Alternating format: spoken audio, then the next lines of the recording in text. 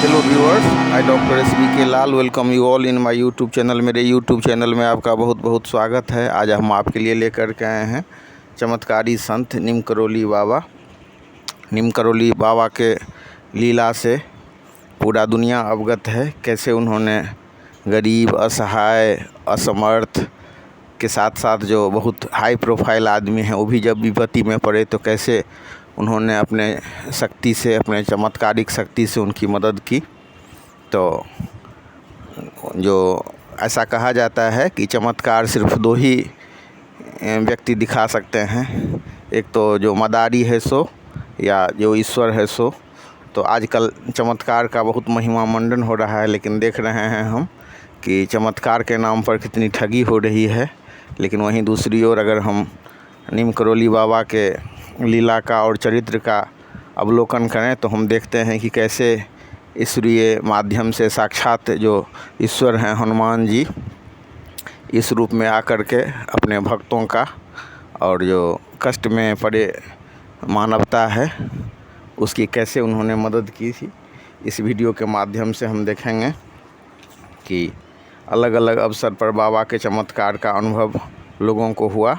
और आज बाबा के देह छोड़े हुए 50 वर्ष से अधिक हो गए हैं, लेकिन आज भी उनके चमत्कार के अनुभव लोगों को हो रहे हैं। आज भी अगर लोग भक्ति भाव से उनका भजन करता है, उनका ध्यान करता है, उनका भोग लगाता है और उनकी कृपा को पाता है, और सामान्य सा तरीका है उनको रामचरितमानस पढ़ाना और सामान्य सा उनको भोग लगाना। इस पर हम अलग से एक वीडियो देंगे कि बाबा को कैसे प्रसन्न करें। आज हम उनके लीला का गुणगान कर रहे हैं। बाबा के प्रेरणा से ये वीडियो बनाने के लिए मैं उद्यत हुआ हूँ। तो सबसे पहले बाबा को प्रणाम है, बाबा के चरण कमल में कोटि कोटि प्रणाम है। आइए शुरू करते हैं कि लक्ष्मी नारायण शर्मा इनका जो गृहस्थ नाम है। तो ये इनका जन्म 1900 ईस्वी के आसपास में हुआ। पिता का नाम दुर्गा प्रसाद शर्मा, माता का नाम कौशल्या देवी। 11 वर्ष की उम्र में इनका विवाह हुआ पत्नी राम बेटी, और 1958 में इन्होंने गृह त्याग कर दिया था। अभी इनके परिवार में इनके ज्येष्ठ पुत्र अनेक सिंह शर्मा, कनिष्ठ पुत्र धर्म नारायण शर्मा और पुत्री का नाम गिरिजा है। और इन्होंने अपने सारी विरासत श्री सिद्धि माँ को सौंप दी थी। उनके बाद वही इनको देख रेख कर रही थी। कैंची धाम आश्रम को संभालने वाली वो महिला थी। बहुत ही पुण्यशीला, बहुत ही मातृवत्सला माँ हैं वो। 92 साल की अवस्था में 28 दिसंबर 2017 को उनका महाप्रयाण हो गया। वो अब इस देह में नहीं रहीं, मानव शरीर में नहीं रहीं। तो आइए इनके चमत्कारिक जो इनका है, इन्होंने चमत्कार नहीं दिखलाया, लेकिन लोगों को लगा कि मतलब जब उनके कष्ट का निवारण किया तो लोगों ने इसको चमत्कार की संज्ञा दी, या यूँ कह सकते हैं कि कष्ट के निवारण में चमत्कार का दर्शन हुआ।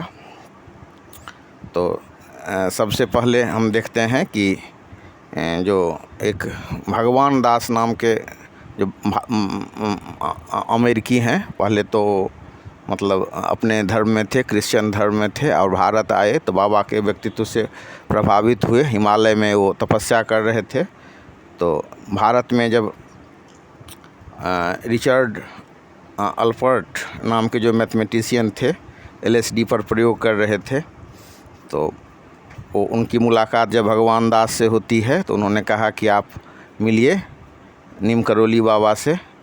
और उनको तो इस सब पर विश्वास था नहीं, तो उन्होंने LSD लेकर के उनको दिया और कहा कि इसका सेवन कीजिए, इससे ज्ञान चक्षु खुल जाएगा, एकदम स्वर्ग का सैर करने लगिएगा। तो बाबा ने कहा लाओ दो, और उन्होंने जितना था एक मुट्ठी भर मुंह में डाल दिया। तो रिचर्ड अल्पर्ट को हुआ कि तो अब गए, लेकिन उन्होंने अवलोकन किया कि बाबा तो एकदम नॉर्मल हैं और वैसे ही अपने क्रियाकलाप में लगे हुए हैं। तब उनको ज्ञान हुआ कि ये कोई साधारण बाबा नहीं हैं, और तब वो नीम करोली बाबा के सानिध्य में आए और बाबा ने उनको बताया कि तुम कहाँ फंसे हुए हो, असली जो चेतना का स्तर है उसको उपलब्ध हो, और उनके आशीर्वाद से वो ऐसा बने भी, और वही बाद में रामदास बने। और उन्होंने किताब लिखी है, तो उस किताब में जो मिरेकल ऑफ लव के नाम से वो किताब है बाय रामदास। और उन्होंने बाबा में अनन्य भक्ति दिखलाई। अनन्य भक्ति के माध्यम से बाबा पर उन्होंने अपना अनुभव और अपना ज्ञान है बाबा के माध्यम से, बाबा के सानिध्य में सीखा और लोगों को बताया। फिर इसके बाद तो एक अनंत सा सिलसिला है कि कितने भक्त आए कैंची धाम, और कितने जो तर गए, कितने का उद्धार हुआ, दैविक तापों से मुक्ति मिली। इसका तो मतलब मैंने संख्या गिनती करना ही बड़ा ये है।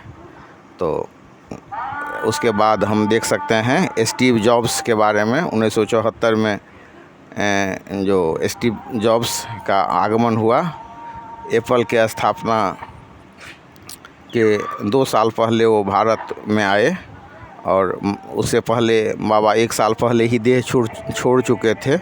लेकिन देह छोड़ने से नहीं मतलब है, उनको वो यहाँ पर रहे और यहाँ पर लाभान्वित हुए, उनका कल्याण हुआ। और वही जो स्टीव जॉब्स हैं, जब अपने देश में लौटे तो बाद में अपने CEO को भारत में भेजे। फिर हम देख सकते हैं कि फेसबुक के जो संस्थापक हैं जुकरबर्ग, वो जब विपत्ति की स्थिति में फंस जाते हैं तो स्टीव जॉब्स के सलाह पर भारत आते हैं, और भारत में आने के बाद उनका भी कल्याण होता है। 2 दिन वो कैंची धाम आश्रम में रुके, इसके बाद फिर उनका भी कल्याण हुआ। इधर जो मोदी जी का दौरा हुआ फेसबुक के कार्यालय में, तो उन्होंने बताया कि कैसे वो लाभान्वित हुए। इस तरह से हम देख सकते हैं कि उनके चमत्कार का अनुभव। तो जो बड़े जो विदेशी हस्ती हैं, जूलिया रॉबर्ट्स हैं, वो भी इनके संपर्क में आए और उनका भी कल्याण हुआ।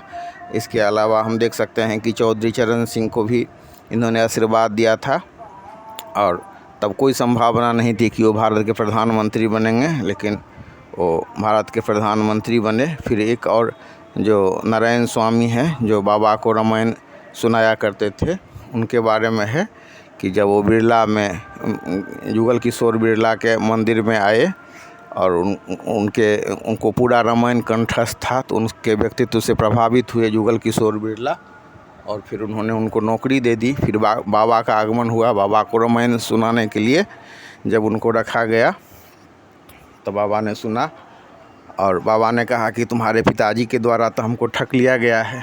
कहानी कुछ यूँ है कि जो नारायण स्वामी हैं, उनके पिताजी तहसीलदार थे, और तहसीलदारी के क्रम में ही एक बार उनकी मुलाकात एक चरवाहे से होती है, और चरवाहे के द्वारा उनको प्रेरणा दी जाती है कि आप बाबा से मिलिए। बाबा से मिलिए ऐसा नहीं था, हनुमान जी के मंदिर में उनको जाने की सलाह दी जाती है, और हनुमान जी को वो मन्नत मांगते हैं कि जब उनको पुत्र की प्राप्ति होगी तो पुत्र को भगवान को समर्पित कर देंगे हनुमान जी को। लेकिन उन्होंने ऐसा नहीं किया। पुत्र होने के बाद उनको मोह हो गया। और ये तो जो नारायण बाबा थे, वो तो बचपन से ही बहुत ही संस्कारी और बहुत ही मेधावी थे। पूरा रामचरितमानस उनको कंठस्थ था। तो वही बिरला के मंदिर में जब मुलाकात होती है नीम करोली बाबा से, तो बोलते हैं कि तुम्हारे पिताजी ने हमको ठग लिया था। तो फिर वो जा कर के जब पिताजी से बात करते हैं, अपने पिताजी से नारायण बाबा, तो उनको पता चलता है कि तो हनुमान जी के अलावा और किसी को ये बात ही मालूम नहीं था। तब उनको ज्ञात हुआ कि ये साक्षात हनुमान जी के अवतार हैं। तो इस तरह